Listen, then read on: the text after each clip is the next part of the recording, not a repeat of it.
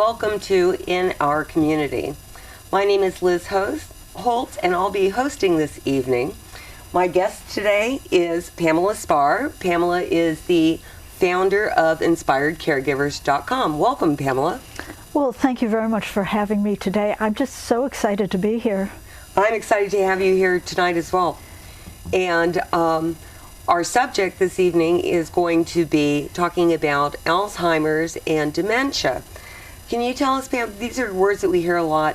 What is the difference between Alzheimer's and dementia? Can you explain that in a way that makes it easier for our listeners to understand? I would love to, Liz. Generally, you know and I know that a lot of people switch terms between Alzheimer's and dementia. And if you want to be accurate, what dementia is it's an umbrella over a lot of different diseases.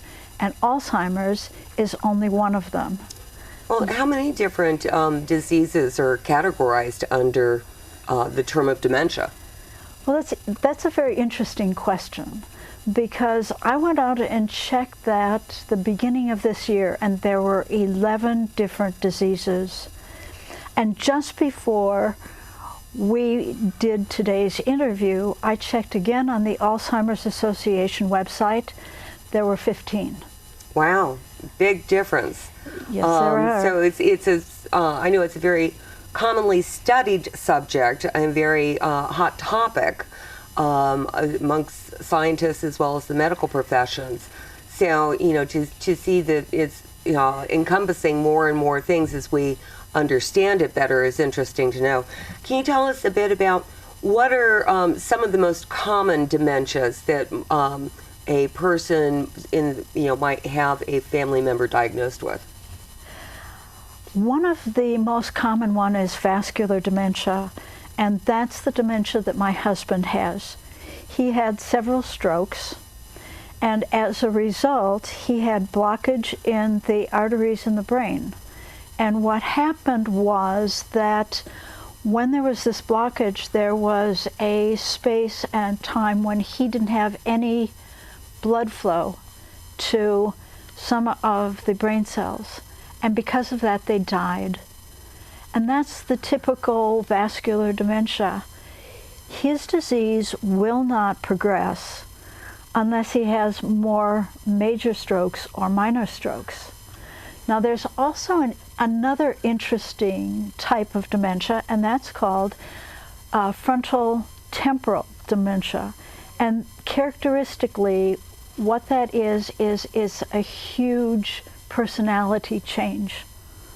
Oftentimes, the people who have frontal temporal dementia become paranoid, or they become combative, or very aggressive. I remember a story that was told to me about a very, very sweet couple who had been married for 50 years when the woman was diagnosed with frontal temporal. And what she would do is periodically she would run to the front window and yank it open and yell that her husband was beating her. Oh.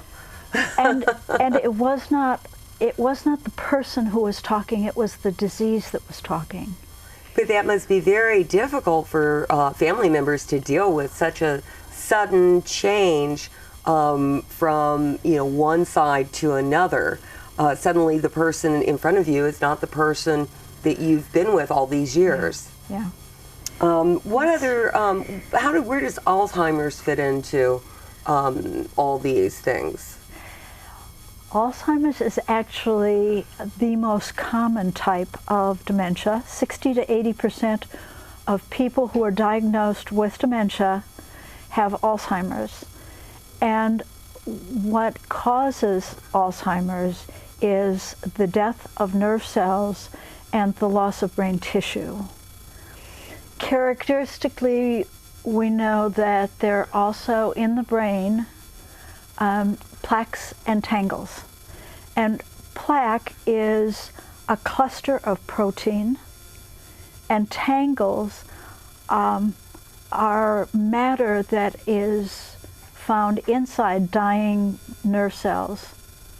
So basically what happens is, the nerve cells in your brain, as well as some of the other cells, either become tangled or they have this protein that basically kills off the cells. Yes.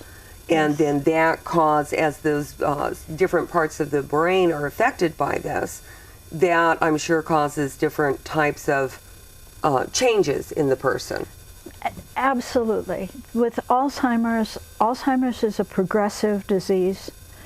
Toward the end, or what they call end stage of Alzheimer's, gets to the point where a person cannot do the instinctive functions that most people do, like being able to swallow or be able to breathe on their own. Oh, that's truly amazing. Can you tell us, Pam, how did you get involved in this area of study? About 3.5 years ago, my husband had several major strokes, and at that time was diagnosed with dementia. When he came home from the hospital, he did not come home with any sort of instruction manual. That must have been quite a challenge. It was. I didn't know how much he had changed. I did not know what he could do on his own and what he could not do. We could not hold a conversation because the dementia had taken away that ability. So I wrestled with a lot of the challenges of dementia, but also with the strokes. He was very, very weak from the onslaught of the strokes to his body. So it must have been quite a challenge trying to take care of someone in that condition. It was, Liz. And when I went out and looked for help, what I found was there's a lot of medical help out there. People who could show me how to turn him over on a bed or how to get him out of a chair. But there was nobody out there who could tell me how to approach him if he was agitated, or how to talk to him when he was agitated, or how to keep him safe when he wanted to wander. That's why I devised techniques that were behavioral and emotional and that I could use on an everyday basis. Wonderful. So can we talk a little bit about what would be the difference between someone simply having age-related forgetfulness and perhaps the initial indications that they may be getting some form of dementia, whether it's Alzheimer's or some other cognitive impairment? Liz, if the forgetfulness interferes with their day-to-day life, then the family should take the elder to get them evaluated by a doctor. Now, I've seen many families who are ignoring signs, the warning signs that their loved ones have dementia or Alzheimer's. They ignore signs like the parent wanders, or the parent is not taking their pills on time or taking too many pills, or that an elder may go to bed in the middle of the day thinking that it's night and it's time to go to bed. Sometimes the families just ignore those warning signs, and it is at their peril if they do that. So it sounds like, the initial stages would be things like forgetting what was said maybe 5 minutes ago, or asking the same question repeatedly. Things like certainly safety issues, like you mentioned, wandering or taking too little or too much of a medication, which could cause, of course, health consequences. Yeah. But when you say impact daily life, it's not just the things like we do all the time. I forgot where the keys are. I forgot where I put my glasses down. I'm constantly doing that myself. And even at my age, I'm starting to occasionally have some challenges in finding, oh yeah, what is that word, or who was the actress in that film? but I think we all go through that. It's when it becomes more persistent and it starts to actually interfere with their daily activities. Is that correct? Yes, it is. Right. There are senior moments, and there are more than senior moments. All right. So I would say, one of the prevalent problems is that when someone has these impairments, then it becomes difficult to communicate with them. As you mentioned, you would ask your husband when he came home questions and he wouldn't answer you properly. Can you tell us about some of the challenges? Communication issues that people that have cognitive impairments experience that people who don't have cognitive impairments may not understand? When people get Alzheimer's or dementia, their brain is rewired. And because of that, people don't react the same way. If you said to someone who had dementia or Alzheimer's, just you ask them a normal question, they may get very, very confused. You mean like just saying, honey, what would you like for breakfast? Absolutely. With people with dementia and Alzheimer's, when asking them questions, it's the easiest way to do it is to ask them a yes or no question. Sweetheart, do you want oatmeal for breakfast? Or you can ask them a closed-end question. Would you prefer vanilla ice cream or strawberry ice cream? And even then you may not get a correct answer. But speaking slowly, having lots of patience. Remember that their brains don't react the same way as a normal brain. It takes a lot longer for their brain to process what you're saying. And then it takes a lot longer for them to answer the question. And they may know the answer in their brain, but they may not be able to speak the correct answer. So all of these things need to be taken into consideration.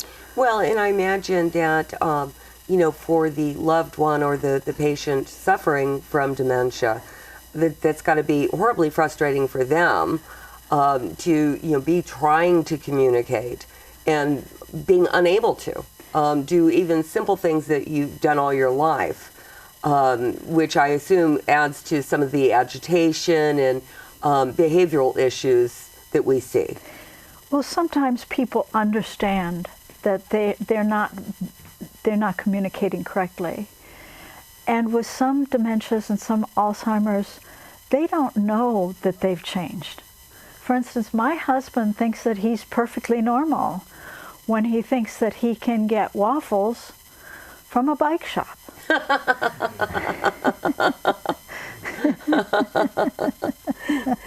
So, Pam, maybe you could tell us about what are some of the changes or challenges that family members might expect if a loved one has been diagnosed with dementia or some other form of cognitive impairment?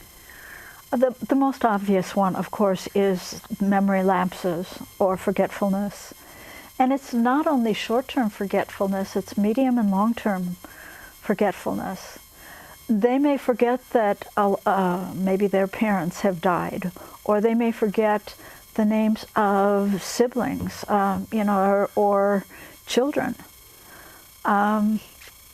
They lose track of time very easily. With my husband, if I say, tomorrow we're going to an appointment, he wants to get out of his chair, he wants to know where his jacket is right then. So he has no sense of time. They may lose their sense of direction. For instance, my husband used to drive past the house without realizing that we just passed it, and we'd lived there for 25 years. They might lose spatial perception. For sure, they will not be able to solve problems and puzzles and things like that. And quite often, they lose their ability to make good judgments. So senior scammers have a field day with a lot of elders and people with dementia and Alzheimer's because they do make such bad decisions. But it's not the senior who is doing it, it's the disease that's causing the problems. So it sounds like there's a myriad of different challenges that a family needs to take into account. Can you give us some suggestions on ways that people could improve their communication with someone who is suffering from dementia or another cognitive impairment? I'd be happy to. If people speak more softly and they speak slower, it will give the loved one a chance to assimilate the question. Also, as we mentioned before, just asking not asking open-ended questions, asking closed-end questions. And trying to keep questions and directions and things like that as simple as possible? Simple. Yes, and also another thing that I'm using with my husband now that he is losing more of his mental capacity is that I point. I use visual cues. And I find those extremely helpful. So if you're going to say, hey, let's go out the door, you might say, honey, let's go out the door, and point to the doorway so he would know that he was being, he would not only be hearing, but also seeing what you were wanting him to do. Absolutely. Oh, yes. That's great.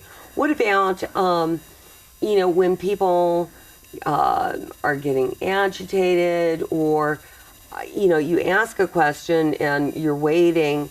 I imagine sometimes, like you said, they have to process a question for a while. Yes. I imagine patience becomes very important. Oh, yes. When I work with caregivers, patience is the first thing that I tell them about. I was a type A personality before my husband had his stroke, and it's amazing how much patience I got and how fast I got it.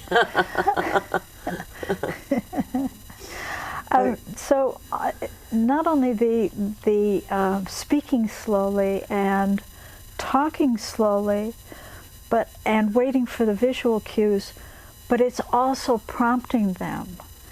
Things like, you've asked the question and now you're nodding at them, looking at them, prompting them to give you the answer. Very good. Also, what are some of the things that a family, when a loved one is diagnosed or as family ages, what things should a family look at as they have aging parents? I mean, things that they should consider now in preparing for the eventuality that a parent obviously is going to become older and their abilities will change, but also in looking at the potential situation or when they start having the beginning signs of dementia, what needs to be done to, plan for their care in the long run? Well, let me preface the whole answer by saying that a lot of families begin their planning when there's a crisis or when they're in an emergency situation. And let me tell you that this is the worst possible time for them to start to do the planning. I tell families of people with dementia and Alzheimer's to start the planning process 5 years or so before. And I know that there are a lot of elders out there who just don't want to even think about what happens in their later years. So in that case, how would a family address that? Mom and dad don't want to discuss it. They know they're getting older. They don't want to talk about it. Perhaps they're starting to have a little memory slippage and they're trying to hide it from the family. How would a family go about addressing that? Well, my recommendation is that all of the siblings get together and they create a plan based on what they know of their parents. They might be thinking about things like, well, would mom want to go into assisted living or not? Would we keep her at home? I would imagine that part of that decision would also be if mom, if you were trying to keep a parent at home as they age, taking into consideration what that all entails and who's actually going to be doing the caregiving as needed, or if you're going to hire outside help, whether family members are going to help either physically or financially, and who's going to do what, and that all needs to get negotiated. You're right. It does need to be negotiated, and the time to do it is not during the crisis. The time to do it is where everybody is sitting around, they can be relaxed, they can say, okay, now we have to start this planning process.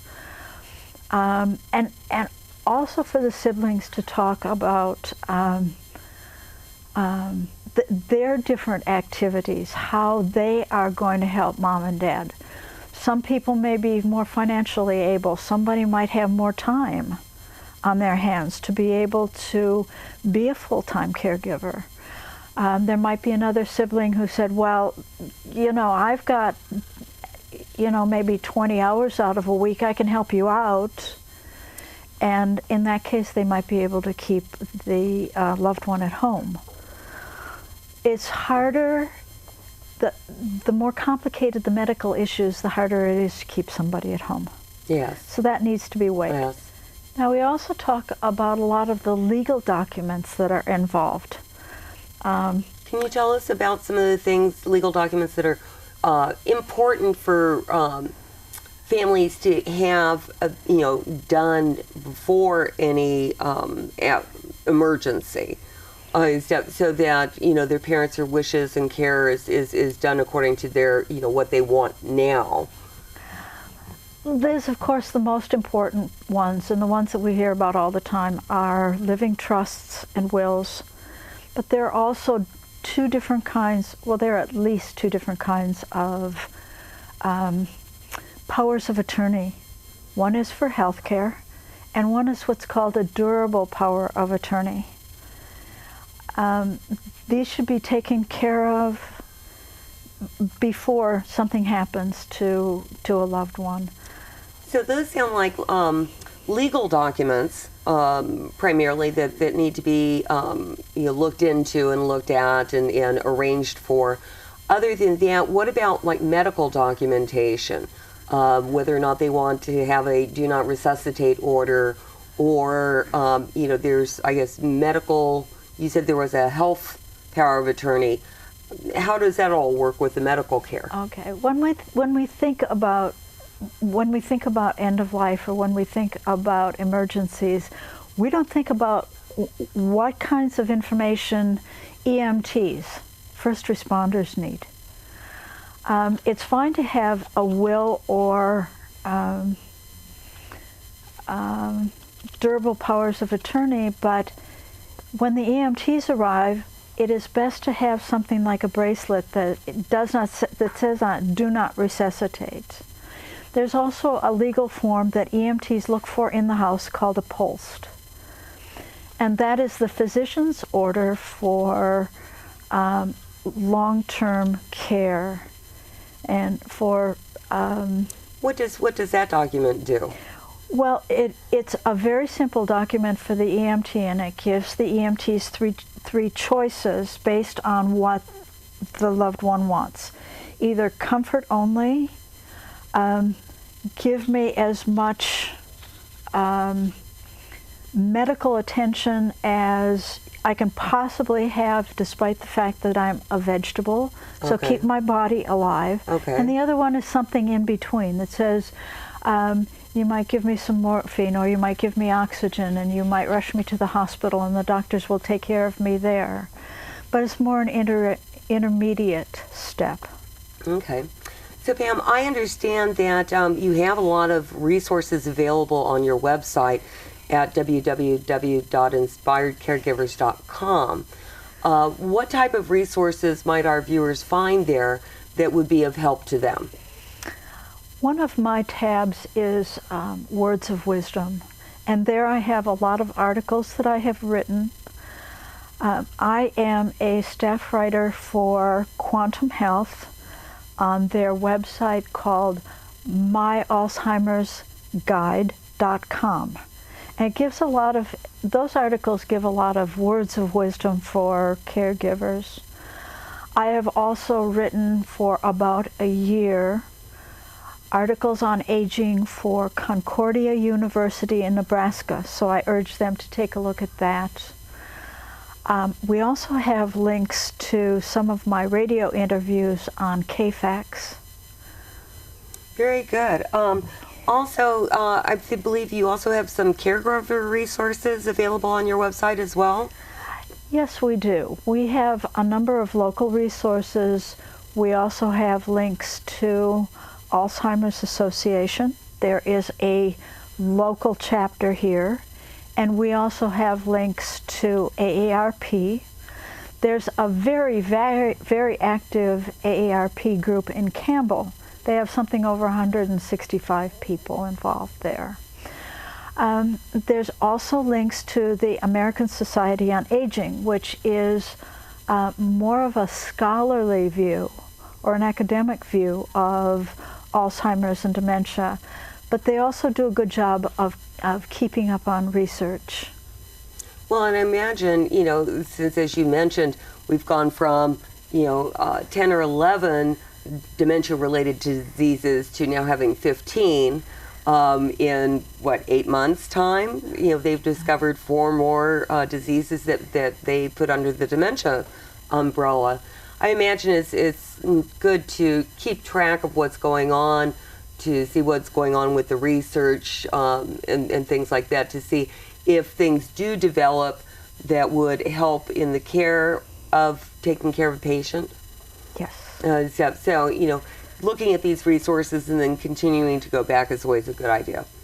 So, anyways, well, Pam, I would very much like to thank you for being such an informative guest this evening.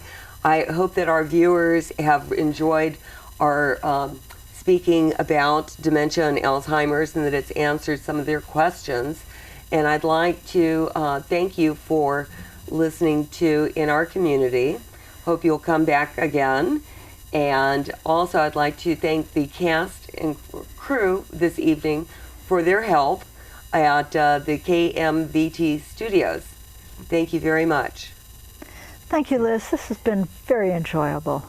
Very good. Well, I hope maybe we can have you back again. Thank you very much. I'd love to come. All right.